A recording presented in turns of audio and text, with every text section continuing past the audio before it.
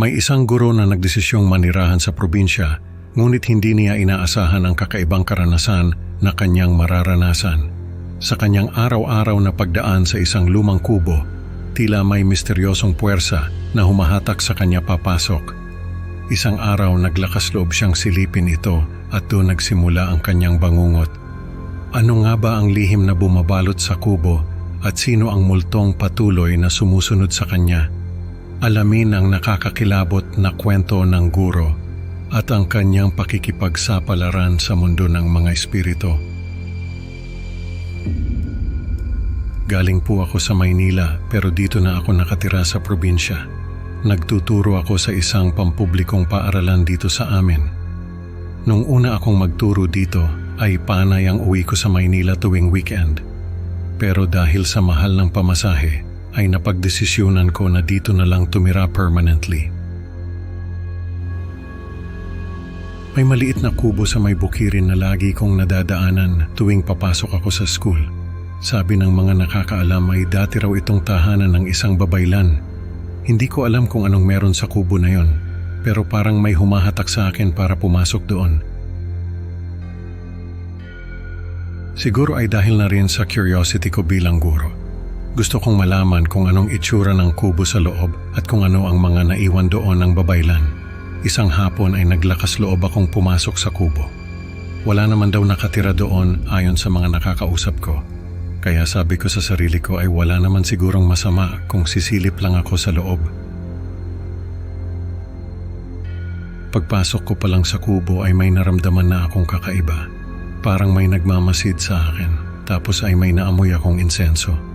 Sa pagkakaalam ko ay ginagamit yun sa mga ritual ng espiritismo. Bigla kong naalala na babaylan nga pala ang dating nakatira sa kubo. Marahil ay may ginagawang ritual ang babaylan noong huli itong tumira doon. Habang nasa loob ako ng kubo ay parang naging mas sensitibo ang pandama ko. Yung amoy ng insenso ay unti-unting napalitan ng amoy ng bulaklak, tapos ay may naririnig na akong mga bulong. Parang may mga taong nag-uusap-usap sa loob ng kubo. Pero ako lang naman ang naroon, hindi ko maintindihan ang sinasabi ng mga boses. Pero sigurado ako na may kinalaman yon sa mga espiritu na tinatawag ng babaylan. Tumingin ako sa paligid at doon ko nakita ang isang tao na nakaupo sa isang sulok ng kubo. Nakatalikod siya sa akin kaya hindi ko makita ang itsura niya. Pero sa itsura niya ay parang nalulungkot siya. Hindi ko alam kung bakit, pero lumapit ako sa kanya. Bago ko pa man siya malapitan ay biglang nawala yung tao. Napatigil ako sa paglalakad at doon ko na-realize na multo ang nakita ko. Paglabas ko ng kubo ay naririnig ko pa rin yung mga bulong. Yung amoy ng bulaklak ay naamoy ko pa rin. Sa bawat paglingon ko ay nakikita ko yung multo na nakaupo sa isang sulok ng kubo. Paulit-ulit lang yung nakikita ko. Doon ko naisip na baka isa sa mga kaluluwa na tinawag ng babaylan ang multo na nakita ko. Siguro ay hindi nakabalik sa kabilang buhay yung kaluluwa at na-trap sa kubo. Naawa ako sa kaluluwa dahil sa itsura niya na parang nalulungkot. Naalala ko na sa mga napapanood kong pelikula ay may mga nagsasabi na ang mga kaluluwa raw ay nagiging multo dahil may unfinished business sila. Siguro ay may unfinished business din yung kaluluwa na nakita ko. Kaya ganun na lang ang kalungkutan niya. Sa mga sumunod na araw ay hindi na ako mapakali. Paulit-ulit kong nakikita yung multo na nakaupo sa isang sulok ng kubo. Paulit-ulit ko ring naamoy yung bulaklak at naririnig yung mga bulong. Hindi na ako makatulog ng maayos dahil sa mga nararamdaman ko. Isang gabi ay nagising ako dahil sa sobrang lamig ng kwarto ko. Pagmulat ko ay nakita ko yung multo na nakatayo sa gilid ng kama ko. Sa pagkakataong yon ay malinaw ko na siyang nakita. Isang lalaking nasa 20s ang edad. Nakasuot siya ng puting damit at may mga bulaklak na nakapalibot sa kanya. Yung mukha niya ay parang nalulungkot at nagmamakaawa. Nung makita ko siya ay halos mapasigaw ako sa takot. Tumayo ako at lumabas ng kwarto. Pero habang naglalakad ako ay sinusundan niya lang ako. Hindi ko alam kung anong gagawin ko. Kaya nagdasal na lang ako ng malakas.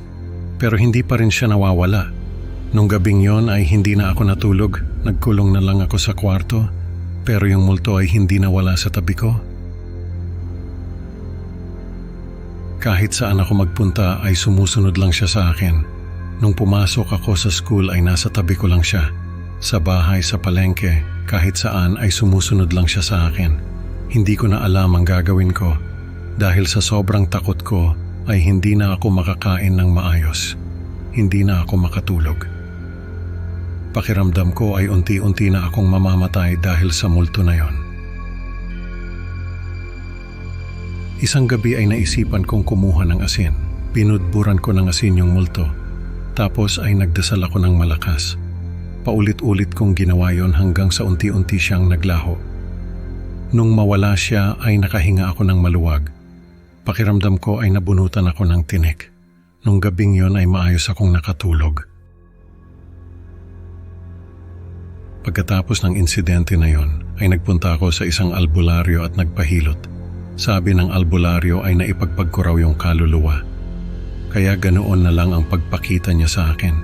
Mabuti na lang daw at nagawa kong palayasin yung multo. Kung hindi ay baka raw mapahamak ako. Pagkatapos kong magpahilot ay bumalik na sa dati yung pandama ko. Hindi ko na naamoy yung bulaklak at naririnig yung mga bulong. Hindi ko na rin nakikita yung multo na nakaupo sa sulok ng kubo. Pero kahit ganoon ay hindi ko pa rin makalimutan yung itsura ng multo na nagpakita sa akin.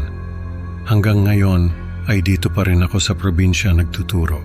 Pero kahit na ilang taon na ang lumipas ay hindi pa rin nawawala sa isipan ko yung multo na nagpakita sa akin. Sa kwento ng guro natutunan natin na hindi lahat ng curiosity ay dapat sundan, lalo na kung tungkol ito sa mga bagay na hindi natin lubos na nauunawaan. Salamat sa pakikinig mga kaibigan.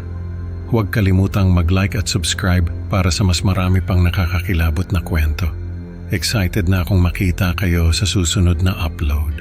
Hanggang sa muli, mag-ingat sa mga multong sumusunod sa inyo.